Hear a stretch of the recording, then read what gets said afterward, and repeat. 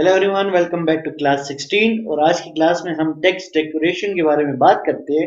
So let's start. अच्छा, मैं जल्दी से यहाँ पर एक हेडिंग मैंने दी हुई है, ठीक है। मैं यहाँ पर जाता हूँ, इस वेलकम टू पेज की जगह मैं यहाँ पे दे देता हूँ SUMMERY समरी, एक हेडिंग दी है, ठीक है। और यहाँ पे जाके जल्दी से मैं एक पैराग्राफ टैग लिख कर और हमारे मौलाना गूगल पे जाके लोरम इप्सम के ऊपर डमी टेक्स्ट, ठीक है। और यहाँ पे लोरम इप्सम की ही ये जो सेंटेंसेस हैं ये उठा लेता हूँ। ओके भाई, इसको सेव कर दो। सेव करने के बाद जाके अगर आप इसको दिखा दूं तो ये कुछ आपके पास इस तरह होगा। और ये समरी को फिलहाल मैं जो कलर्स हैं इसके कलर्स वगैरह मुझे नहीं करने, इसको मैं सेव करता हूँ, ठीक है। ओके, हमारे पास थोड़े से ऑप्शंस हैं। ऑब्जेक्ट्स को अगर आप सेंटर में करना चाहो, अगर आप जो लिखाई लिख रहे हो आप चाहते हो कि यार वो सेंटर में लिखी जाए, तो आपके पास दो तरीके हैं। एक तो ये जो CSS पोर्शन में सिखाऊंगा वो, दूसरा तरीका ये है कि अगर आप एक टैग लगा दो और इस टैग को बताओ कि आपको काम कहां पे करना है, मुझे सेंटर में करना है। और ये सेंटर वाला काम कहां से लेकर कहां तक होगा, मैं कहता हूं ये समरी जो है ये मेरे पास सेंटर में लिखी आए, सही है। अगर इसको मैं सेव करूं, सेव करने के बाद जाके इसको मैं लोड करूं तो मेरी जो समरी है वो सेंटर में लिखी आएगी।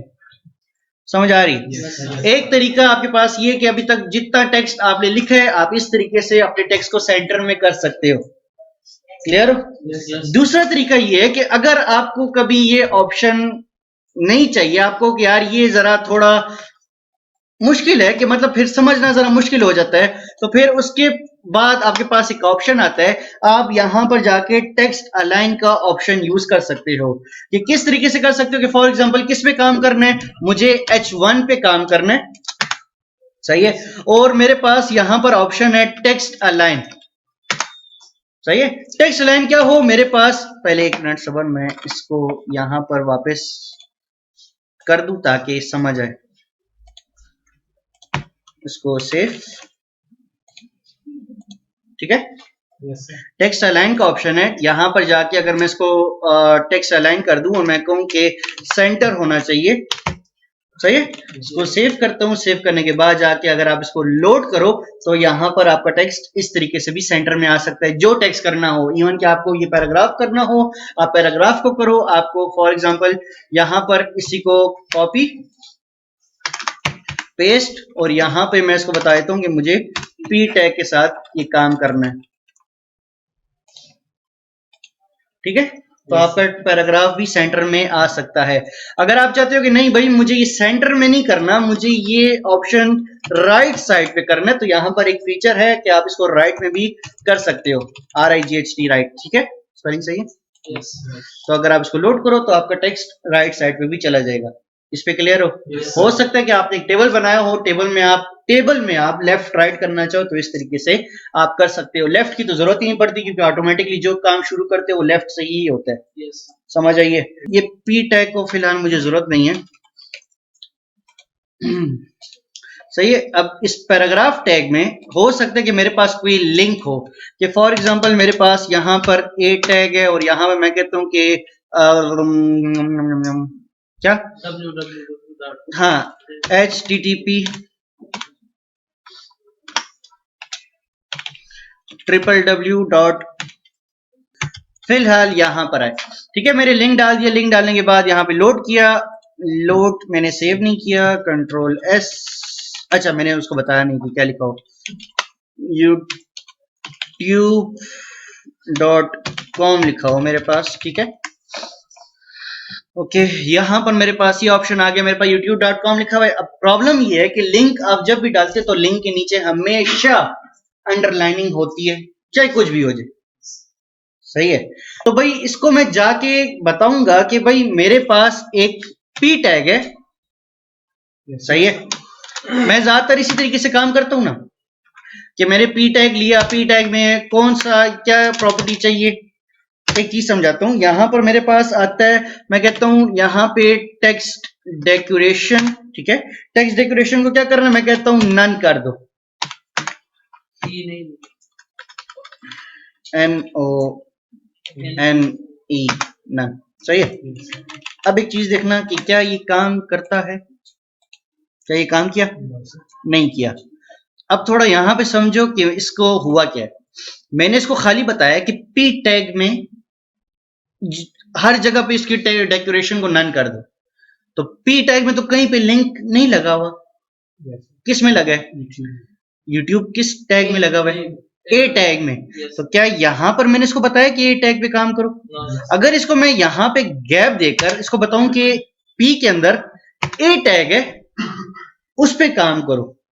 अब इसको अगर मैं सेव करूं, सेव करने के बाद जाकर इसको मैं लोड करूं, क्या अब अंडरलाइनिंग खत्म हुई? इस तरीके से अगर आप चाहो तो अंडरलाइनिंग बड़े आराम से अपने काम में खत्म करवा सकते हो। अच्छा, यहां पर अगर आप चाहते हो कि इसका कलर चेंज हो जाए तो यहां पर जाके कलर कैसे चेंज करता? टेक्स्ट का कौन सा टैग यूज कर रहा था? प्रॉपर्टी, कलर की।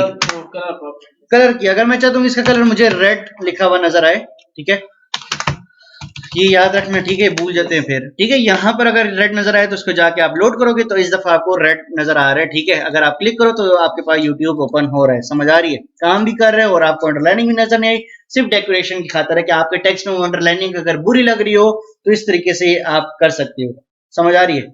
अच्छा, आपके पास थोड़े से और ऑप्शंस आते हैं। आपके पास नन था, नन मैंने कर दिया, तो ओवरलाइन कर दो।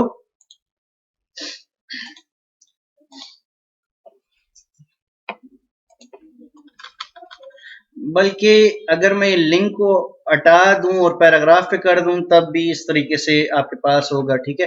अगर मैं ये आई थिंक लिंक को हटा दूं और यहां पर मैं कर दूं कि मुझे ओवरलाइन नजर आए, सही है, और ये मुझे इस तरीके से नजर आए, ठीक है। तो आपका जो जितना काम है वो आपको ओवरलाइन पे, क्योंकि अब इसको मैंने कमांड किया, मुझे खाली लिंक पे नजर ना आए, मुझे पूरे टेक्स्ट पे नजर आनी चाहिए, सही है। लिंक के साथ मेरा भी फिलहाल कोई खाता नहीं है, मुझे टेक्स्ट के साथ है। तो ओवरलाइन क्या होता है? आपके टेक्स्ट के ऊपर सारी लाइनिंग आएगी। और अगर आप कहते हो कि लाइन थ्रू, अब ये लाइन थ्रू हमने DEL डिलीट वाले ऑप्शन से भी किया था। अब आप सोचोगे कि यार मैं यही ऑप्शन वो क्यों नहीं इस्तेमाल करता? बेशक कर सकते हो, लेकिन सिर्फ एक छोटा सा डेकोरेशन के तौर पे ऑप्शन है, बता रहा हूं, ठीक है। अगर आप चाहो तो आपके पास यहाँ पे क्या है, लाइन थ्रू है, लाइन थ्रू का ऑप्शन है। तो लाइन थ्रू का ऑप्शन आपको ये डेल वाला काम करके देगा। अगर आप चाहो तो इस तरीके से यहाँ पर लाइन थ्रू वाला काम कर सकते हो। सेम है कि नहीं? वही डेल वाला ऑप्शन हो, इस तरीके से आप सेम काम बड़े आराम से कर सकते हो। इस पे क्लियर? यहाँ पर सबलाइन में चला जाऊं और मुझे यहाँ पे लाइन थ्रू वाइन थ्रू की जरूरत नहीं है, ठीक है। इसको मैं सेव करता हूँ और इसको मैं जरा सेंटर करता हूँ, राइट साइड में बहुत बुरा लग रहा है, ठीक है। यहाँ पे मेरे पास ऑप्शन है टेक्स्ट इंडेक्स का, हाँ, टेक्स्ट इंडेंट का, टेक्स्ट इंडेंट का, ठीक है। आपको कितना चाहिए? आप अपनी मर्जी की कोई वैल्यू दे दो। मैं कहता हूं कि मुझे यहाँ पे 50 पिक्सल्स की वैल्यू चाहिए, सही है। अगर आप इसको सेव करो, सेव करने के बाद जाके अगर आप इसको लोड करो तो आपके पैराग्राफ के स्टार्ट में गैप आया। आप ज्यादा करना चाहते हो, लाइक कोई नया पैराग्राफ हो और आप चाहते हो कि यार ये कोई नया पैराग्राफ है, ये ज्यादा गैप से स्टार्ट हो, तो इस तरीके से आप अपने पैराग्राफ्स के स्टार्ट में ज्यादा गैपिंग दे सकते हो, समझ आ रही है? तो ये सिर्फ आपको इस तरह का ये छोटा सा फीचर करके दे। अगर मैं यहां पर अलाइनमेंट की जगह, बल्कि अलाइनमेंट के साथ मैं इसको बताता हूं कि मेरे पास टेक्स्ट ट्रांसफॉर्म का ऑप्शन होना चाहिए। क्या हो मेरे पास? अब यहां पर अपर केस होना चाहिए। अच्छा, इसको मैं सेव करता हूं। सेव करने के बाद जाकर इसको मैं यहाँ पे लोड करने से पहले देख लो सारे स्मॉल है, ठीक है। अगर इसको मैं लोड करूं तो सारे कैपिटल हो गए। अगर आपको टेक्स्ट कभी इस तरीके से कैपिटल वगैरह करना हो तो आप इस तरीके से कर सकते हो। अगर आप यहाँ पे अपर केस की जगह लोअर केस, सारे स्मॉल हो जाएंगे, लोअर केस कर दो। ये MS ऑफिस वाला ही सारा काम है, लेकिन इस दफा से फर्क इतना है कि अब आप कोडिंग के थ्रू कर रहे हो। सारे स्मॉल हो गए, यहाँ पे कैपिटलाइज जिस तरीके से लिखा था, पहला वर्ड बड़ा हो बाकी सारे छोटे हो। और आपको तो आसानी हो रही है कि बस सिर्फ एक वर्ड लिखना होता है, ठीक है। तो यहाँ पर इस तरीके से आपको सारा काम बना बनाया बड़े आराम से प्रोवाइड हो जाता है। ये कैपिटलाइज है, ठीक है, तो आपको जिस तरीके से करना हो इस तरीके से आप कर सकते हो। इन पैराग्राफ्स के दरमियान में गैप ज्यादा करना चाहते हो पर चले जाओ, मैं इसको बताता हूँ कि भाई यहाँ पे टेक्स्ट पैराग्राफ में टेक्स्ट इंडेंट मुझे नहीं चाहिए, बल्कि टेक्स्ट इंडेंट भी चाहिए और साथ ही साथ मुझे यहाँ पे लाइन हाइट भी चाहिए। लाइन हाइट कितना हो, मैं कहता हूँ यहाँ पे मेरे पास 50 पिक्सल्स होना चाहिए।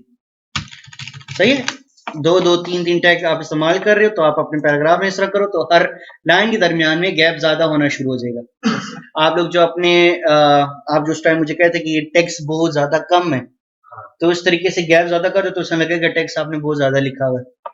समझ आ रही है? पर मैं कहता हूँ कि यहाँ पे मेरे पास कैपिटलाइज हटाए तो इसकी मुझे जरूरत नहीं है। मैं कहता हूँ कि यहाँ पर लेटर स्पेसिंग जो है कुछ ज्यादा हो जाएगा, 30 पिक्सल्स जो है हर वर्ड के दरमियान में गैप ज्यादा हो, हर वर्ड के दरमियान में, हर वर्ड के दरमियान में गैप ज्यादा हो तो इस तरीके से आपको गैप ज्यादा होता हुआ मिलता रहेगा। फॉर एग्जांपल अगर आप पैराग्राफ में जाओ, लोरम एक वर्ड है, इप्सम अलग वर्ड है, सिंप्लीफाई अलग वर्ड है, ठीक है। तो अगर मैं यहां पर चला जाऊं और यहां पे जाके इसको मैं बताता हूं लाइन हाइट की मुझे खैर इतनी जरूरत नहीं है, ठीक है। मैं यहाँ पे बताता हूँ वर्ड स्पेसिंग मिले, वर्ड स्पेसिंग कितनी मिले, मैं कहता हूँ यहाँ पर मुझे 50 पिक्सल्स के गैप मिलता रहे। सही है, अब अगर जाके इसको मैं लोड करूं तो यहाँ पर हर वर्ड के दरमियान में गैप ज्यादा होता रहेगा। इस पे क्लियर हो? उम्मीद है आपको समझ आई होगी और कोई भी क्वेश्चन होगा आप कमेंट सेक्शन में जरूर बताएंगे। Thank you.